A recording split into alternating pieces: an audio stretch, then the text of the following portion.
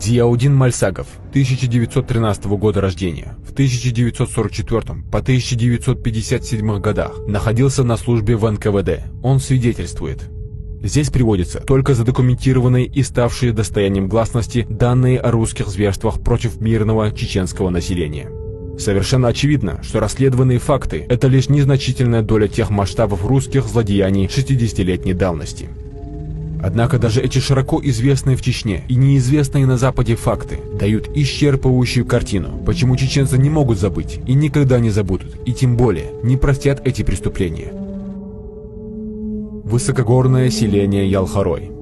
В этом месте русские солдаты расстреляли 86 чеченцев, уже пригнанных на сборный пункт для депортации.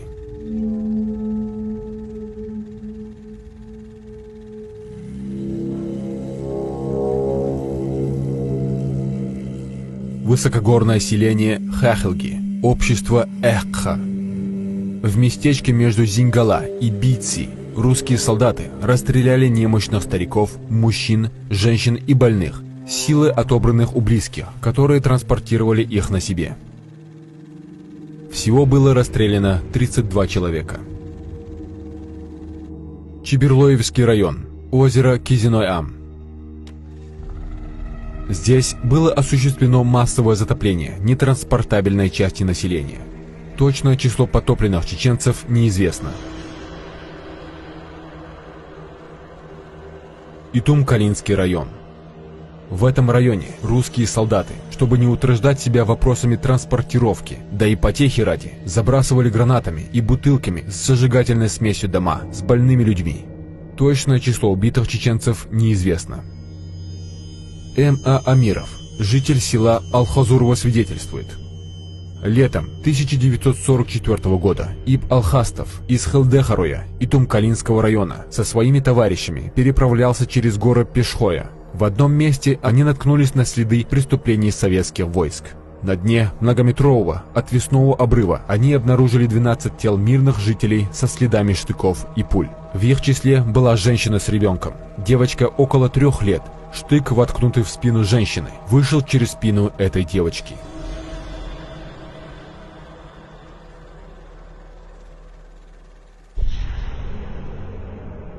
Высокогорный район Малхиста. Здесь русские солдаты сгоняли чеченцев в пещеры и уже там истребляли их. Точное число жертв русских расправ не установлено.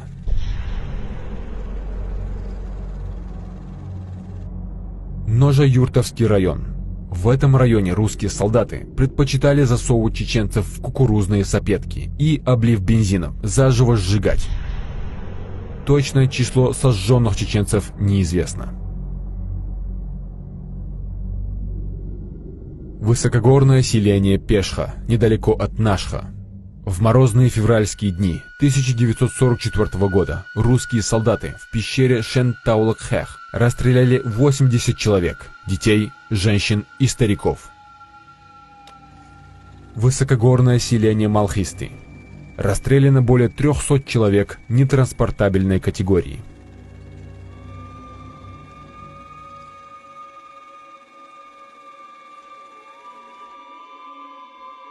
Урус-Мартан, районная больница, 23 февраля 1944 года. В этот трагический день больные, собранные из ближайших населенных пунктов, были доставлены в эту центральную Урус-Мартановскую больницу. В общей сложности набралось 72 больных, которые затем живьем были сброшены во враг, расположенный в 10 метрах от здания больницы и засыпаны мусором. Общество Терлой, населенный пункт Арстах. Русскими солдатами было осуществлено здесь массовое истребление группы немощных чеченцев. Общее количество истребленных людей не установлено. Ачхой-Мартановский район, на юге селения Валерик. В этом месте был зверски убит Висита Анзоров, скрывавшийся в надежде спасти своего 10-летнего сына. Русские солдаты отрезали голову Висите, а 10-летнего мальчика взяли в плен. Затем русские принесли голову Виситы к мечети селения Шалажи и на площади села, перед мечетью, играли в футбол, используя вместо мяча голову Виситы. Отчаявшийся 10-летний сын нападал на играющих солдат, хватался за окровавленную голову отца, пытаясь отобрать ее у солдат, но затем и его русские стали гонять по площади вместо меча. Галанчош, недалеко от поселения Гамие. Здесь, вблизи Галанчошского озера, в процессе депортации безжалостно было расстреляно 600 детей, женщин и стариков и брошено в озеро. Район Галанчош, селение Хайбах. Здесь 27 февраля 1944 года русские солдаты заживо сожгли около 700 или 750 человек, преимущественно детей, женщин и стариков. Люди, совершившие это злодеяние, были награждены правительственными наградами. Сожжены были больные, престарелые, женщины и дети. Самому старому было 110 лет, а самым маленьким малышам несколько часов от рождения. Зияудин Мальсагов свидетельствует: в Хайбахе в конюшне собрали людей со всех окрестных сел. Офицер НКВД приказал тем, кто не может идти, зайти в помещение. Здесь собрались старики, женщины, дети, больные, а также здоровые люди, присматривающие за больными и престарелыми родственниками. Это происходило на моих глазах. Всех остальных жителей района через селение Ялхарой под конвоем отправили в село Галашки и оттуда до железнодорожной станции. Примерно в промежутке с 10 до 11 часов, когда увели здоровую часть населения, ворота конюшни закрыли. Слышу команду: «Огонь!» Вспыхнул огонь, охватив всю конюшню. Оказывается, все заранее было подготовлено и облито керосином. Когда пламя поднялось над конюшней, люди, находившиеся внутри конюшни, с неестественными криками о помощи, выбили ворота и рванулись к выходу. Тут же из автоматов и ручных пулеметов начали расстреливать убегающих людей. Выход у конюшни был завален трупами. Магомед Гаев, 1931 года рождения, свидетельствует: даже на далеком расстоянии было заметно, что в селе творится что-то страшное. Сотни голосов, слившись воедино, превратились в один жуткий, нечеловеческий крик. Это были крики сжигаемых людей.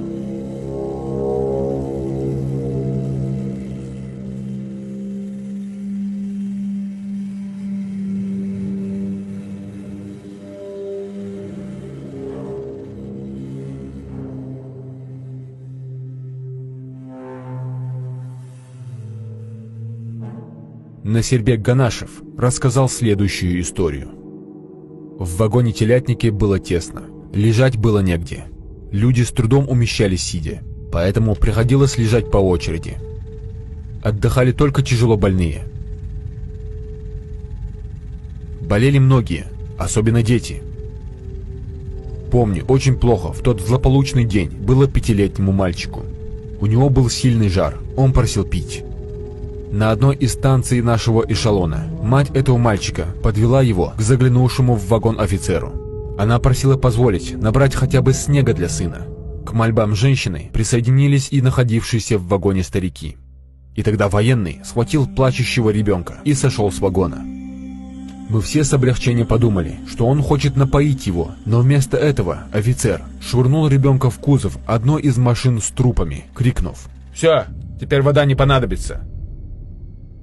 Бедная мать ребенка кинулась к машине, но раздавшийся глухой выстрел остановил ее навсегда. Тогда на убийцу кинулся старший сын, но и его постигла та же участь. Его расстреляли в упор. За 13 дней пути только из одного нашего вагона вынесли 24 трупа. Из большого количества смертей не все тела увозили. Многие трупы оставляли лежать вдоль железной дороги, так и не погребенными. Другой ужасный случай рассказала Сайдат Муртазалиева, уроженка Гудермеса. В те холодные дни мне было 8 лет, но, несмотря на свой возраст, я хорошо понимала, что нас везут в ссылку.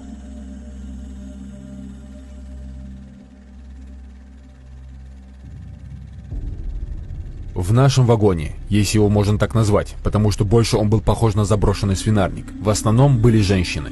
И была среди нас одна женщина, уже не помню, как ее звали, которая должна была с минуты на минуту родить.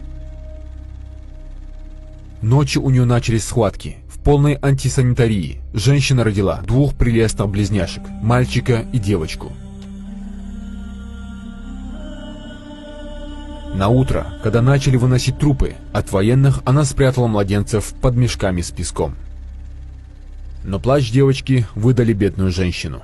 Чтобы спасти мальчика, женщина сама отдала в руки извергам маленькую девочку, которую офицеры до смерти забили ногами. До сих пор не могу понять, как такое возможно сделать. Не могу даже представить, что она пережила в то утро. Но на лице у нее даже не было слез. Их она растратила несколькими днями раньше, когда убили ее мужа и 2 братьев. У нее больше никого не было, кроме новорожденного мальчика, которого она спасла ценой жизни своей дочери.